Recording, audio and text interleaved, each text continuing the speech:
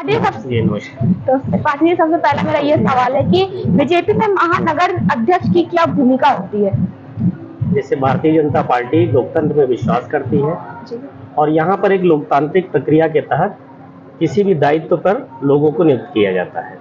जैसा कि अभी महानगर अध्यक्ष आपने कहा कि सीट खाली हो गई है, सीट चूंकि हम लोगों के हर 3 साल पे ये बदलाव किया जाता है। यहाँ पर चूंकि महापौर जो बन गए वही पहले महानगर अध्यक्ष थे, इसलिए आप कह सकते हैं कि यहाँ सीट उनकी वजह से खाली है, बाकी उनका कार्यकाल पूरा हो चुका था और अभी वो महापौर के प्रत्याशी थे और रिकॉर्ड वोटों से भारतीय जनता पार्टी के प्रत्याशी के रूप में उन्होंने विजय हासिल की है। और जैसे महानगर अध्यक्ष भारतीय जनता पार्टी का जो रहता है, वो पूरी सांगठनिक गतिविधियां जो राष्ट्रीय नेतृत्व द्वारा दी जाती है, जो प्रदेश नेतृत्व द्वारा दी जाती है, उसको महानगर में किस तरह से संचालित हो, सभी कार्यकर्ताओं का कैसा उपयोग हो सके, किससे किस तरह का काम लिया जा सकता है, उसका एक तरह से निर्धारण या कहते हैं संगठन के कार्यों को सुचारू रूप से चलाने के लिए कड़ी होती है। अच्छा, तो महानगर चुनाव के बाद अब संगठन में गठन की बारी है। क्या जयवर्धन त्रिपाठी जी महानगर अध्यक्ष की रेस में है? रेस जैसा ऐसा कुछ नहीं इसमें, क्योंकि हमने कहा कि बीजेपी एक लोकतांत्रिक पार्टी है और भारत देश लोकतांत्रिक व्यवस्था पर विश्वास करता है। तो यहाँ पर चाहे नेतृत्व द्वारा मनोनीत किया जाए या हमारे मंडल अध्यक्ष किसी को चुनते हैं, उस प्रक्रिया से अध्यक्ष का चुनाव होता है। तो रेस जैसा नहीं, लेकिन हाँ कह सकते हैं कि पार्टी अगर मौका देगी तो निश्चित रूप से इस दायित्व को निभाने का बहुत बढ़िया से प्रयास रहेगा हमारा। अच्छा, तो क्या जो जयवर्धन त्रिपाठी जी है वो महानगर अध्यक्ष की जो सीट है उसके लिए वो फिट है?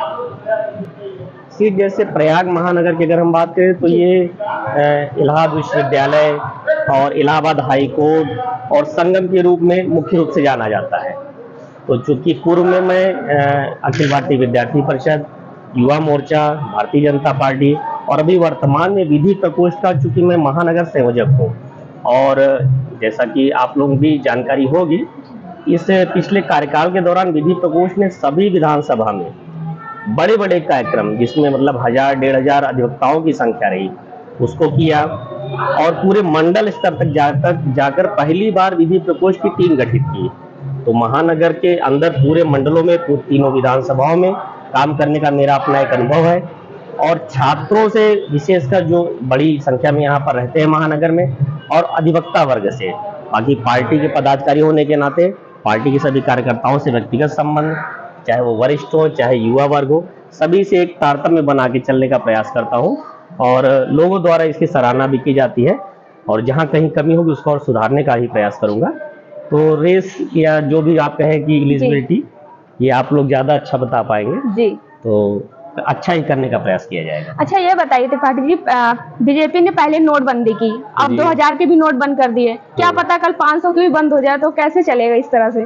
नहीं, जैसे अभी जैसे हम आप बैठे हैं और लोगों के पास भी आप लोग बैठेंगे, जैसे मैं व्यक्तिगत रूप से बताऊं, मेरे पास 2000 की एक भी नोट नहीं है जी। और अगर होती भी तो कितनी होती, ये चिंता उसको करने की जो कमरे में बंद करके रखे हैं नोट। हमारी आपकी ये समस्या नहीं, किसी भी आम वर्ग की ये समस्या नहीं है। कई ऐसे लोग ज्ञान दे रहे हैं जिनके पास एक भी नोट नहीं, लेकिन वो इतना परेशान जैसे नोटबंदी उनके लिए की गई हो। तो व्यवस्था किस तरह सुधारी जा सकती है और किस तरह जिनके पास काला धन, जिसको कहते हैं अगर कमरे में कोई नोट रखा है तो कोई अपनी निश्चित आमदनी से तो नहीं रख सकता, उसके लिए कहीं के उसने अवैध तरीके अपनाए होंगे, अवैध तरीके से धन एकत्रित किया होगा, तो उस पर एक चोट का काम कर रही है नोटबंदी। और पिछली बार भी हुई थी, किसी को कोई समस्या नहीं, कई लोग कुर्ते की फटी जेब लेके घूमे थे, एक बार 4000 निकल ले, आज तक वो दोबारा बैंक नहीं गए, तो क्या वो उसी 4000 में उनका कार्यकाल आज तक मतलब उनके जीवन यापन आज तक चल रहा है? तो ये सब राजनीतिक बातें हैं। फिलहाल मेरी जानकारी में अभी तक मुझे कोई ऐसा पत्र नहीं मिला जिसने कहा कि 2000 की नोट बंद होने से उसको किसी तरह की समस्या आ रही है। अच्छा, तो जैसे कि आप अधिवक्ता हैं जी, तो 2000 की नोट जो वापस ले गई है, तो अधिवक्ताओं को दिक्कत नहीं होगी इससे? नहीं, अधिवक्ताओं को दिक्कत नहीं है। जैसे अधिवक्ता देखिए, इलाहाबाद हाईकोर्ट चूंकि एक बड़ा केंद्र है न्याय क्षेत्र को लेके, और पूरे चूंकि पश्चिमी उत्तर प्रदेश से लेकर इधर पूर्वांचल तक का न्याय क्षेत्र यहाँ पर लगता है, हर तरह के क्लाइंट यहाँ पर है और अधिवक्ताओं की श्रेणी भी बहुत मतलब उच्च स्तर पे देखेंगे तो यहाँ 5 लाख फीस लेने वाले लोग भी है और 5 से 10 हजार लेने वाले फीस भी। तो देखिए सबका अपना एक क्राइटेरिया है और जो जैसे ऊंची फीस लेते हैं तो 1 नंबर में लेते हैं, किसी तरह का उनको कोई ये नहीं कि मैं काला धन इससे कमा रहा हूँ, वो बाकायदा उनकी फीस होती है, सीनियर एडवोकेट होते हैं। तो अधिवक्ताओं को फिलहाल किसी तरह की कोई समस्या अच्छा, तो विपक्ष तो ये कह रहा है कि जनता का पैसा बर्बाद कर रही है बीजेपी इस तरह से। नहीं, इसमें तो मेरे ख्याल से किसी का पैसा नहीं बर्बाद हो। आप स्वयं सोचिए, पैसे बर्बाद होने जैसी चीज तो नहीं आई। हाँ, जैसे होता क्या कि एक हमें पूरे देश की जो इकोनॉमी है उसको ध्यान में रखते हुए कुछ फैसले लेने पड़ते हैं। कुछ तात्कालिक असुविधा कह सकते हैं उसे, लोगों को हो सकती है, लेकिन बैंक में जाके आप 30 सितंबर तक, अच्छा खासा समय है, रोज आप 20,000 रुपया, और मेरे ख्याल से किसी भी एक सामान्य आदमी के लिए 20,000 रोज जमा करना पर्याप्त होता है। और 30 सितंबर तक चूंकि हमें समय मिला है, तो इससे ज्यादा पूंजी तो सामान्य आदमी, नौकरी पेशा आदमी और एक सामान्य वर्ग जो कहते हैं व्यवसाय कर रहा है उसको नहीं होगी।